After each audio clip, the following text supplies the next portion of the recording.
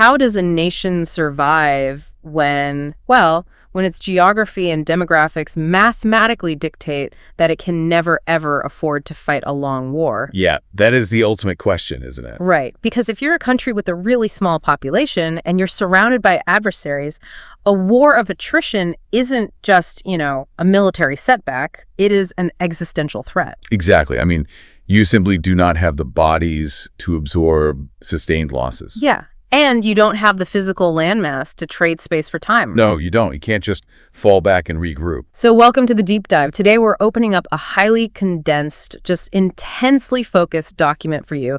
It's simply titled Israel Mossad Story. Which is such an unassuming title for what it actually is. It really is. Yeah. What we have in front of us is essentially an architectural schematic.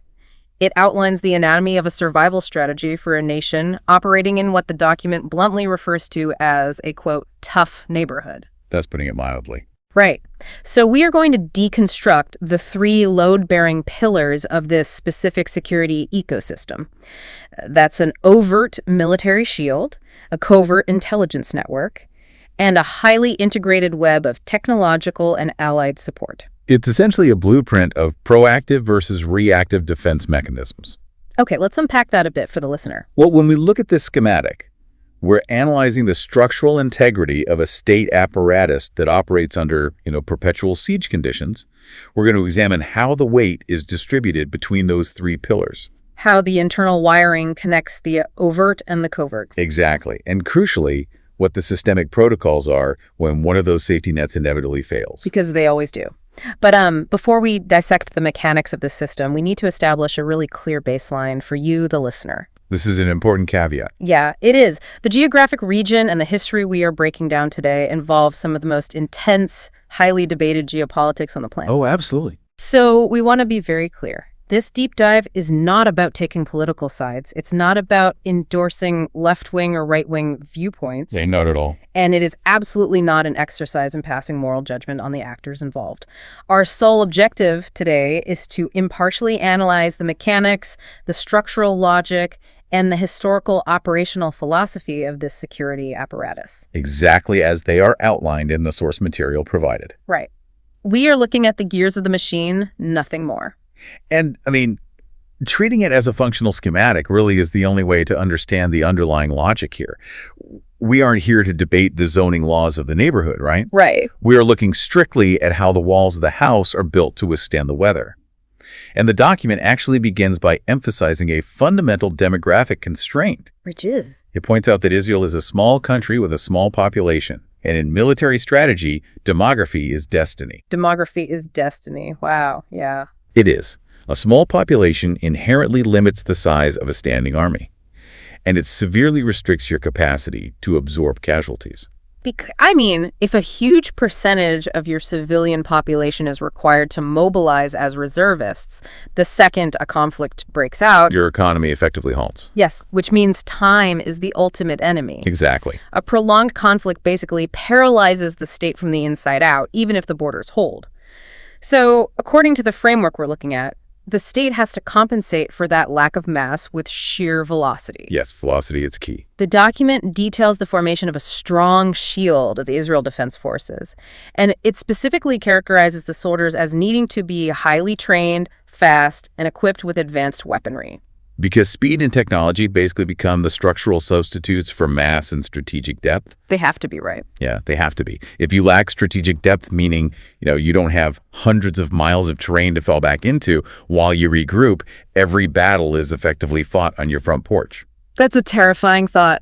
It is. So the speed of mobilization and the technological superiority of the weapons, those are non-negotiable requirements to prevent the adversary from breaching that porch. Right. But relying solely on a fast ground force it's insufficient when the nature of the threat evolves.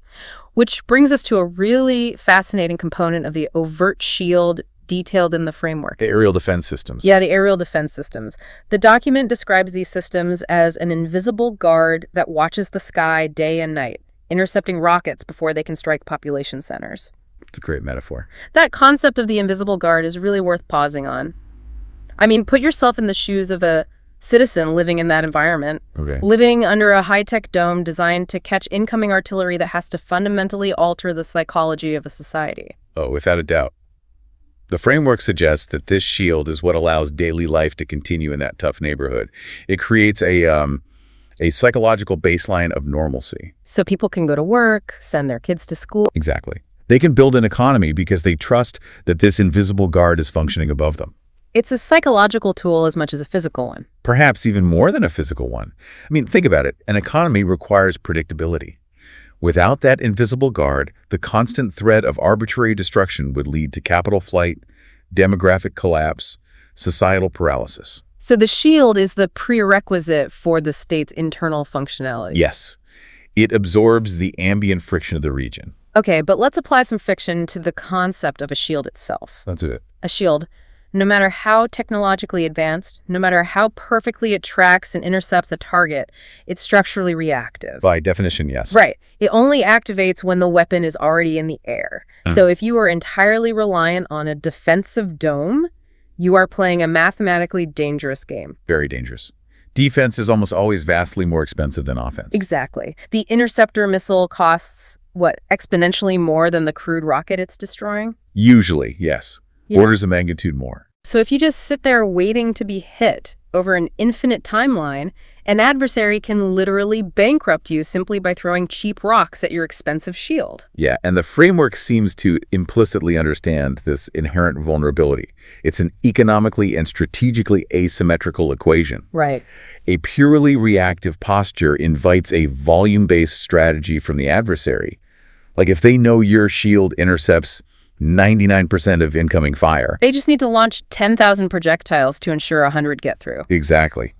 The math favors the attacker in a volume scenario. Okay. And the document acknowledges this limitation by explicitly stating that Israel knows survival isn't just about fighting, it is about knowing. No, okay, that marks the critical pivot. Yes, the pivot from the reactive overt shield to the proactive covert layer. Because you cannot rely solely on catching the rock. No, you have to identify the arm throwing it, and ideally, you paralyze that arm before the rock is even picked up. Wow, okay. That brings us out of the visible sky and directly into the shadows. Here's where it gets really interesting. It really does. The document introduces Mossad as the mechanism to fulfill that proactive mandate. It describes this quiet, covert entity operating globally far beyond the borders of the state. They don't wear uniforms. Right. No uniforms. They don't deploy in armored columns. They are tasked with what the framework calls, let me find it, collecting information, solving mysteries, and stopping dangers before they happen. The methodology is intelligence, not kinetic military force. And this represents a massive shift in operational philosophy. Massive. I mean, the overt military, the IDF, they deal with tactical realities. An invasion force massing at a border, a rocket launch from a neighboring valley. The visible stuff. Right, but the covert network deals with strategic prevention. They're operating in the phase of conflict that occurs months, sometimes years, before a weapon is ever fired. But wait, operating in that phase without uniforms, entirely in the shadows, doesn't that introduce a massive layer of complexity and risk? Oh, incredibly so. I mean, traditional battlefields, as chaotic as they have rules of engagement. You generally know who the enemy is. There's a defined front line. Shadow warfare removes literally all of those guardrails. Yeah, you're operating in sovereign, foreign territories, navigating international law, dealing with adversaries who also aren't wearing uniforms. It's a completely different rule book. So the framework uses the phrase solving mysteries. But we aren't talking about a whodunit here. No, not a murder mystery. Right. So how does intelligence functionally translate into stopping a danger in an environment with zero defined boundaries? Well, in the context of intelligence, a mystery is basically an unresolved variable in the enemy's capability matrix. Okay, unpack that. Sure. It's the supply chain of a new weapons program. Mm-hmm. It's the routing of clandestine funding through front companies. Ah, okay. It's the specific meeting between a proxy militia commander and a foreign state sponsor. When the framework talks about solving mysteries, it means identifying those variables and mapping the hidden infrastructure of a threat. Because you can't preemptively dismantle a danger if you don't even know how it's being built. Exactly. You need a granular, almost molecular understanding of how that danger is being constructed. So they are effectively operating in the negative space of the battlefield. The overt military handles everything visible on the radar, and the intelligence apparatus maps everything actively trying to evade the radar. That's a great way to put it, yeah. The negative space. But, theoretical discussions of proactive intelligence can feel incredibly abstract for you or me. They can, yeah. Luckily, the document provides a very specific historical anchor to demonstrate exactly how this philosophy of the shadows is executed. It highlights the pursuit and capture of Adolf Eichmann. And using that specific operation in the text is highly intentional. Really? Why? Because it is the ultimate microcosm of the system's capabilities. Okay, so most people familiar with mid-20th century history know who Eichmann was, right? His role in the Holocaust. He escaped post-World War II and embedded himself in South America, living under a fabricated identity. Right, he was completely off the grid. So the framework uses this operation to outline the sheer mechanical discipline of covert work. They didn't act on a rumor. The text highlights a methodical process. They tracked him, they watched, they waited, and they confirmed. The emphasis on patience there is critical. Yeah, they didn't just kick the door down. Exactly. In covert operations, premature action is usually catastrophic. I just want the listener to think about the mechanics of pulling that off. You are a sovereign intelligence agency operating entirely off the grid in a foreign country on another continent. It's a logistical nightmare. Right. You locate a target living a quiet life. The operational temptation to simply, eliminate the target or grab them immediately must be overwhelming. I'm sure it is. But the framework emphasizes the waiting and the confirming. They had to be absolutely certain, not just for operational success, but, imagine the diplomatic disaster if they grabbed the wrong guy. Or if they were caught in the act by local authorities. Exactly. And then they executed this bloodless, precise extraction, moving a high-value target across the globe back to their own jurisdiction without detection until the operation was totally complete. The restraint and precision demonstrated in that operation are exactly why the document highlights it. It's incredible. It is.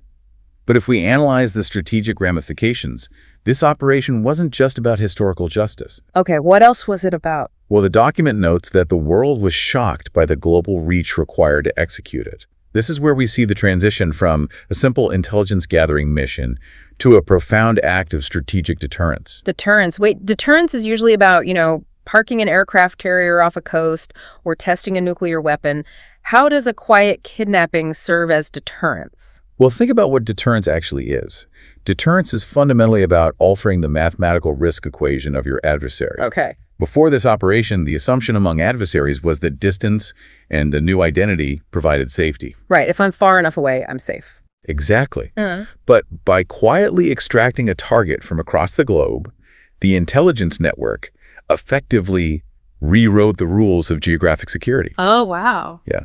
It sent a definitive message to the tough neighborhood and beyond. It said borders, distance, and anonymity will not protect you. So if you are an architect of harm against the state, your risk profile is now infinite. Exactly. It forces adversaries to expend massive amounts of energy and resources constantly looking over their shoulders. And that, in turn, degrades their operational efficiency. That makes a lot of sense. It is the ultimate psychological weapon. Yes. So the invisible guard protects the citizens at home, while the shadow network projects this invisible threat into the minds of adversaries abroad. That's the dynamic, yeah. But let's look at the daily reality of this apparatus. A spectacular global extraction shifts the paradigm, sure, but you can't run operations of that scale every week. No, absolutely not. They are rare. The real power of an intelligence network isn't just in the dramatic interventions, right? It's in the daily flow of data. The connective tissue. Yeah. The document outlines how the entire ecosystem integrates. It moves from the shadows to the leadership and back to the shield. Because integration is where isolated capabilities actually become a cohesive strategy. How so? Well, the framework details a continuous feedback loop. Intelligence gathered covertly is fed directly to the political and military leadership. Okay. And if that data reveals an imminent, actionable threat that cannot be quietly dismantled in the shadows, the leadership rapidly activates the overt military. So the fast, technologically advanced soldiers we discussed earlier. Exactly. The intelligence acts as the targeting system, and the military acts as the kinetic arm. But the document introduces another critical layer that accelerates this entire loop. It mentions what it calls smart tools, Yes. technology that tracks threats and protects networks. This is the introduction of cyber capabilities and signals intelligence as an internal force multiplier. Right, so let's break down that concept of protecting networks, because it seems crucial. It is. If you have an intelligence agency gathering terabytes of sensitive data globally, and a military relying on instantaneous communication to deploy interceptors or mobilize troops, The network connecting them is the most vital component. and therefore the most vulnerable component of the entire architecture, right? Absolutely. If an adversary blinds the intelligence or severs the communication link to the military, the speed and advanced weapons are rendered completely useless. So the smart tools aren't just a nice accessory, they are the central nervous system keeping the organism alive. Precisely. Cyber hardening and automated threat tracking are what allow a small population to compete on a larger scale. Because you can't just print more people. Exactly. A nation cannot mass produce highly trained operatives or elite soldiers infinitely, Yeah. but it can scale its algorithms. Wow. Scale its algorithms. Yeah, it can deploy smart tools that monitor millions of data points across global communications, flagging anomalies that human analysts might just miss. So this technology amplifies both the reach of the intelligence and the precision of the military. Ensuring that the limited human resources are deployed only exactly where and when they are needed. Okay, so we have an internal feedback loop hypercharged by technology, but the framework notes that even this highly optimized internal system requires external reinforcement. No system exists in a vacuum. Right. It highlights the role of alliances, specifically pointing to the United States as a provider of critical resources and intelligence. Right. This serves as the external force multiplier. Okay. The underlying theme of this entire schematic is compensating for a lack of innate scale. Back to the demographics. Always back to the demographics. By integrating with a global superpower, the state effectively expands its resource baseline. What does that look like practically? It gains access to satellite telemetry, advanced research and development subsidies, and a secondary layer of intelligence gathering that it just could not afford to maintain independently. So the alliance provides a structural backstop. Yes, it allows the internal ecosystem, the shield and the shadows, to operate at maximum intensity without instantly burning through its own finite reserves. It's like having a massive external battery pack. That is exactly what it is. You know, when you look at the architecture laid out in this document, it is incredibly imposing. It really is a marvel of engineering. I mean, you have a demographic reality that forces the creation of a lightning-fast military. You have a psychological baseline maintained by a high-tech aerial shield. Right. You have a shadow intelligence network solving complex variables and projecting global deterrence. You have a hardened cyber infrastructure connecting it all, and the backing of a superpower. It's a lot. If you stop right there, it sounds like an impenetrable fortress. It reads like a system that has literally engineered its way out of vulnerability. It does sound like that. But the document itself refuses to indulge in that fantasy. Yeah, and that surprised me. It actively punctures the myth of its own invincibility. Which is the most crucial and perhaps the most pragmatic admission in the entire text. It explicitly states that this is not a story about being unbeatable.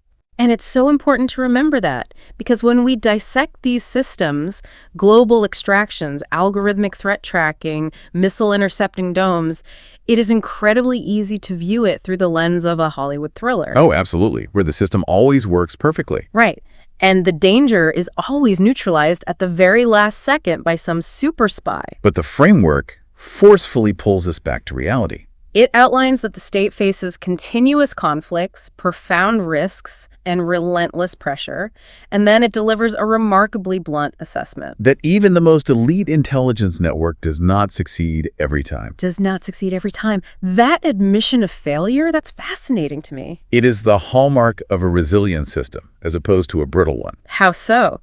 How does a system whose explicit mandate is to stop dangers before they happen survive its own inevitable failure? Well, think about a brittle security apparatus. It believes its own mythology. Okay. It assumes perfection, and therefore it doesn't build contingencies for when the primary defense fails.